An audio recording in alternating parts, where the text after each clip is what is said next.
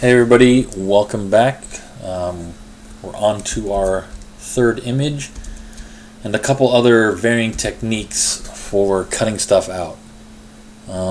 This picture is pretty straightforward. As you can see, we got a nice blurred background, kind of a mid plate with these leaves back here, and maybe even this flower as well, and then we have kind of a foreground image with the butterfly, this leaf, and this flower cluster in focus.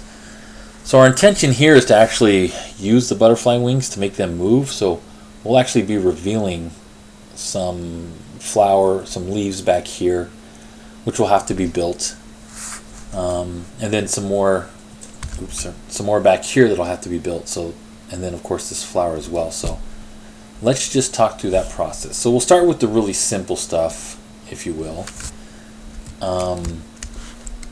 Basically, we'll start with the butterfly. So I want to show you guys a couple interesting techniques. If I have this layer selected and I go to the magic wand tool, you'll see this select subject button come up here on the top toolbar.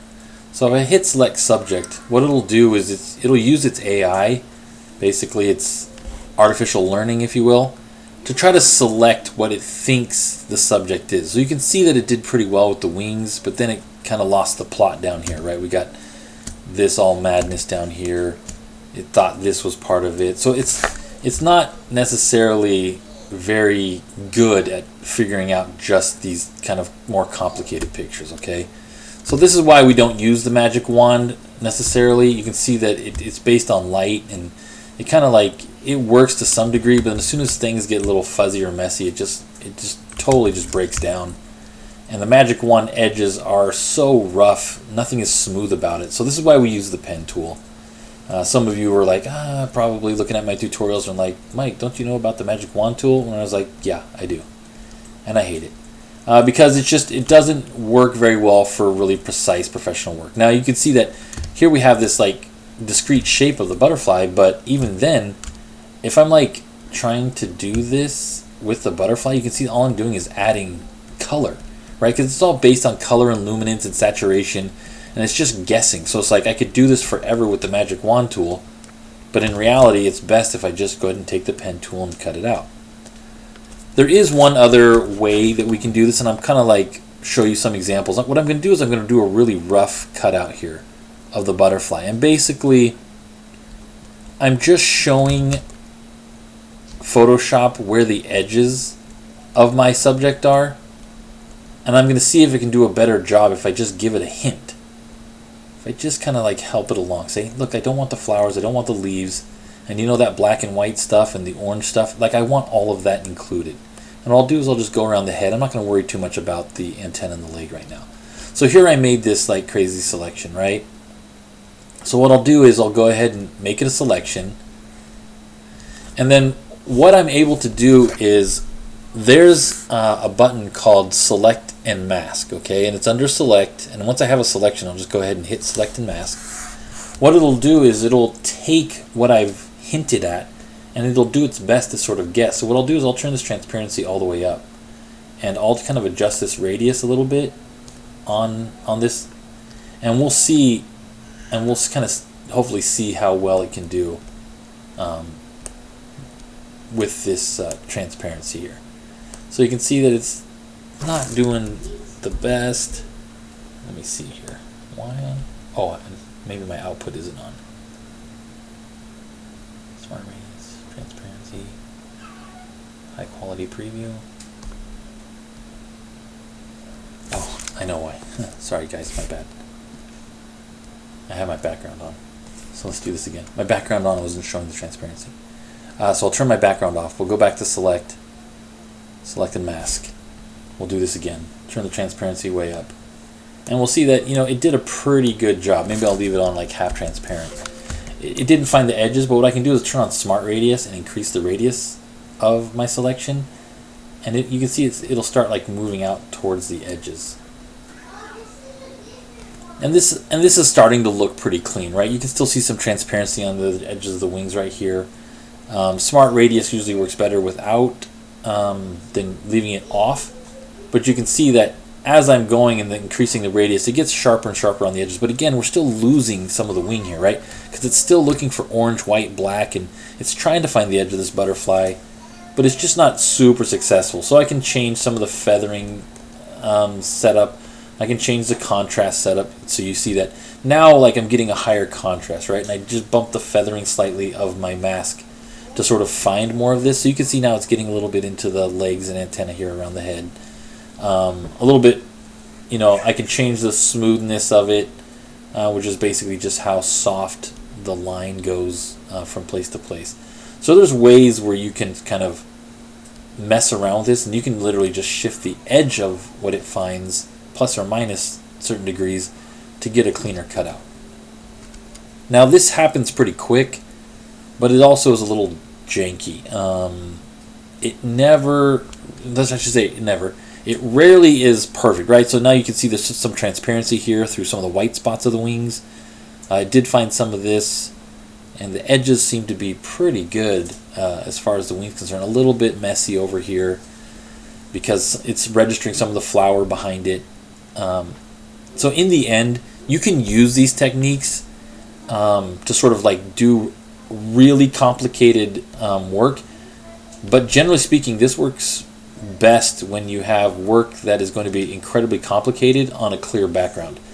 So things that are smooth like this, like the butterfly wing and even the antenna and everything, your best bet is probably just to go ahead and do it by hand with the pen tool. And let me show you one other kind of subject that something like this might be good for. So I'm going to open this this picture up in Photoshop. So we have this girl dancing in front of the sky, right? And this is out of control, right? This hair, it's like, good luck separating this from the background. You'd be in like real trouble if you really tried to get this done. So this is where something like the selected mask comes in handy. So basically what you're going to do is you're going to kind of go through the same process where you're like taking a pen tool and then just kind of giving a hint of kind of where this nonsense begins, okay? And you're going to just ask Photoshop to just do its best, right? You're kind of just cutting stuff out here and there. You're kind of showing it where it belongs, but you're not really doing much of a cutout. I'll tell you what, I'll just go ahead and cut out this top part here because we have all this craziness too. I mean, just look at this over here. It's like out of control. Right, so we have a pretty clean background, and there's a lot of sky and everything. Maybe I can include this curl and this curl here. So it's going to do its best, and it's going to, again, because we have a high contrast image, it's going to be more successful than it will be with all that other stuff. So what I'll do is I'll go ahead and make a selection. I won't feather the radius at all, okay? But then I'm going to go up here and go to select and mask, and you can see that it's kind of like already starting to do its best, okay? So I'll increase the radius of my mask, and you can see that we'll start moving out a little bit, and it's going to start capturing some of these curls pretty well, like even some of this crazy stuff in here. Let me go ahead and take the transparency up a little higher so you can see how it's doing. All right, and then once you have that, you can increase the radius even more. And you can see that it's capturing some of these curls and these real wisps. You know, it didn't get all the blue in here, but that's just because that's where we left our, kind of where we left our mask over a little bit. So some of this down here is working pretty good. So while we would use select and mask for some of this more crazy stuff, down here, this is just a mess, right? I mean, it's just, there's no way. So some stuff that has really clean, smooth lines, select and mask is not good for. But some of this other stuff where it can be a little more, let's take the feather all the way down. Let's just bump up the contrast higher. This could get a little janky, but it's not bad. Let's bump up the contrast a little bit. You can see we're starting to get some of these like little bit lines in the curls and stuff. So we captured a decent amount of it. There's a lot of other settings that you can kind of go through to sort of like, you know, kind of try to get things done. We can take this blue out later, that kind of stuff. But down here, we're going to really want to do smoother, cleaner lines by hand because we're just going to end up with really rough stuff. Here we don't mind the computer kind of taking some guesswork out of it, but in general, your best bet is to just go ahead and do some parts by hand, like the rest of this body. So I'll hit cancel. So the rest of her body, I mean, this all we shouldn't do select and mask. We should just cut this out by hand, and then maybe just cut off this part right here where it's smooth, and then just do a second pass at the head, and just simply merge the two layers. So that's something you can do to sort of, if you have a fuzzy dog that you're doing or something like that, this can help out a lot. So now that you kind of know your way a little bit around the select and mask, let me just let you know that this is far preferable than using the magic wand tool. So don't do it. Let's get back to our awesome butterfly here, and let's go ahead and cut this stuff out by hand. I'll go ahead and speed through this and catch up with you on the backside.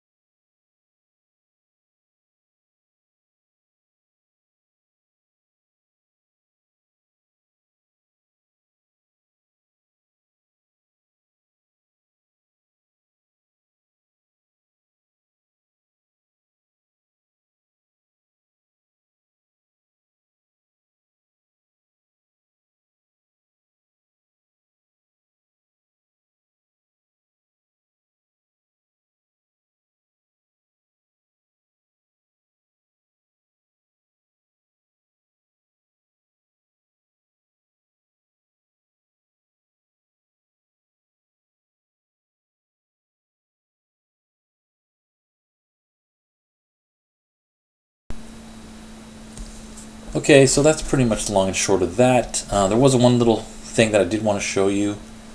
We have all this stuff cut out pretty nicely. We had to build a little bit of extra flour. That way when our butterfly flaps its wings, we still see stuff behind it, right? Now, there was this one part, right, where there's this flower here. And this is like a very complicated kind of chunk of stuff. So sometimes what we can do is just borrow another picture of complicated stuff and kind of replace it, so that way we're not dealing with I don't know, just how much is left to sort of build out, because this is kind of ridiculous. We can't just build out perfect flower from here, especially if it's a nice big cluster that it's on. So what we want to do is do something like just simply go find another source image, okay? And I know for a fact that that is lantana, so I know the name of the flower. So it's helpful for me to kind of know that. And then we can go find an image that sort of matches our lighting, and then just bring that right into our image. Now, some of these will work, some of them won't. I mean, this is kind of a nice one. Pretty good. It's kind of like you get a sense that the lighting is sort of diffused, right? It's not really harsh sunlight like some of these like this, right? It's like won't work, right? It's just bright sunlight, dark shadow, high contrast in the shadows. This other one that we looked at is pretty diffused, and it's at a similar angle at least too, like where it has a little bit of like skew to it. I mean, even this is like, this may be really spot on.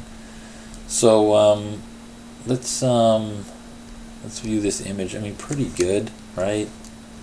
So I'll just go ahead and save it in our working folder. So lantana flowers JPEG, great. That was not bad at all. It would be pretty easy to cut it out. Let's see what else we got here. This one's a little dark pink compared to the other ones. Our image is a little soft pink, a little. I mean, this one's not so bad either. I mean, pretty good. I'll save that as well. Not bad at all. Let's see. This one I think we were talking about was pretty nice. Oh, you're down. A little dark, right? A little dark. But at least it's diffused lighting. This one. This one. I mean, those are sort of some of the best ones. This one's a little too vibrant and close up, I think.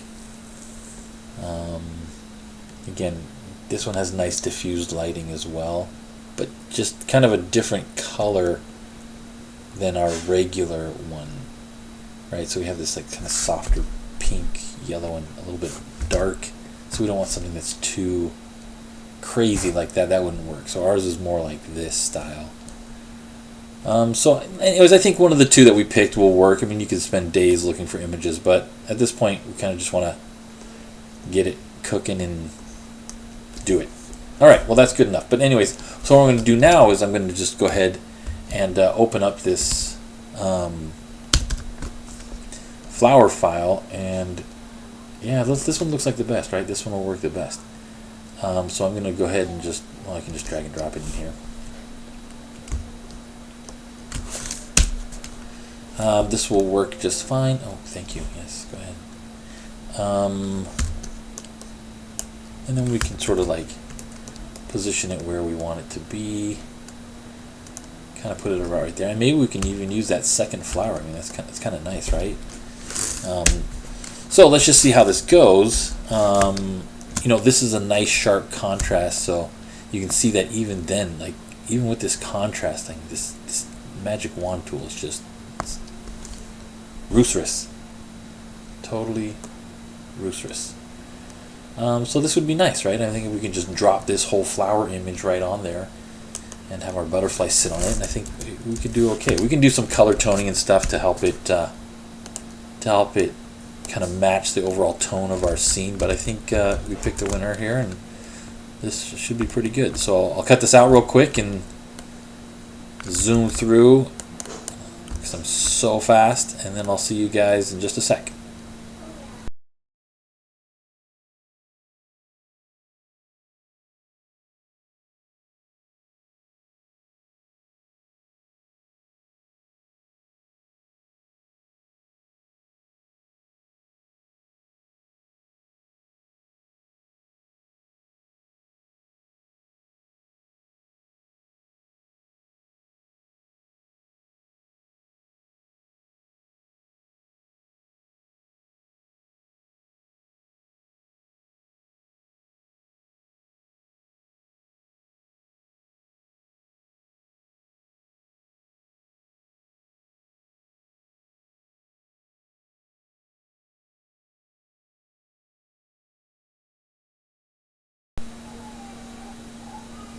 Okay, I think that's pretty much done with the prepping of this file. Looks pretty good. I think we got our plants and everything squared away. There's the butterfly, there's our front leaf, there's our flower, here's our front plants, and then our main plant. So what I'll do is I'll just name these like main stalk, maybe front leaf 1, and then maybe like front leaf 2, or something that's going to be something I'm going to remember. Here's our flower. Don't worry if it doesn't look like perfect yet. We'll take care of that in. We'll call this a main leaf. We'll worry about that in After Effects. So what I'd like to do here is kind of like give you a little hint about what we're trying to do. So we have this butterfly, and I'm going to just isolate this on its own background, and it's good for what we're doing. But what we'll want to do is we'll actually want to separate these wings from the thorax. So we're gonna get a point here where we're gonna cut out the body, and then also get the wings on a separate layer, because we're gonna want to do some significantly unique stuff with it. So what I'll do is I'll go ahead and just kind of start a line right here, and then just cutting along, generally speaking, where you can see some clear delineation is gonna be just fine, because what we'll do is we'll put this wing in where it belongs according to the layer order, and we should be able to get a pretty convincing looking butterfly wing. And remember, this is kind of like in slow motion too, so if there's a little flutter to it, we should be okay. Okay, and that looks pretty good for the body. So we'll just go around like that, come back to here, make a selection. We'll go ahead and cut out the body. Let's put it back where it belongs. And then what we'll do is, we got the wings separated. Now the wings being separate, we'll just call this body. The wings being separated is kind of already done for us, so that's no big deal. You could do a little bit of cleanup on this, but right now that's really not super duper necessary, because mostly what we need is just to have the body above it when we kind of have these wings flex a little bit. So getting these separated is good. You know, maybe we'll go ahead and just use this, and we'll go ahead and separate these wings all the way.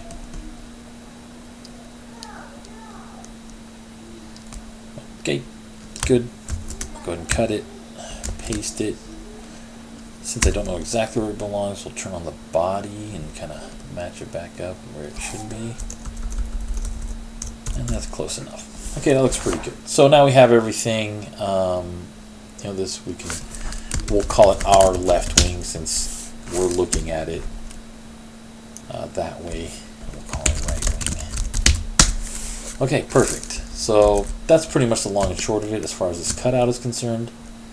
And then we have everything sort of set up so that our animation will be as straightforward as possible. Okay, well that's cutout number 3, and the next tutorial will be number 3, where I'll go ahead and animate each one of these excellently cut out files now, and then try to get that parallax slow motion feel going. And we'll talk a little bit about the compositing and how we can make, you know, this kind of stuff look a little cleaner and more realistic as we get into it. So great, thanks everybody for looking these down. If you have any questions, feel free to hit me up. These should be pretty straightforward, and if anybody hits any stumbling blocks, I'm happy to show you again kind of the processes. But yeah, let me start putting these videos together and get them online for you. And yeah, hopefully we hear from some people, and I want to make this as straightforward and as understandable as possible. So thank you, and I'll talk to you soon. All right, bye.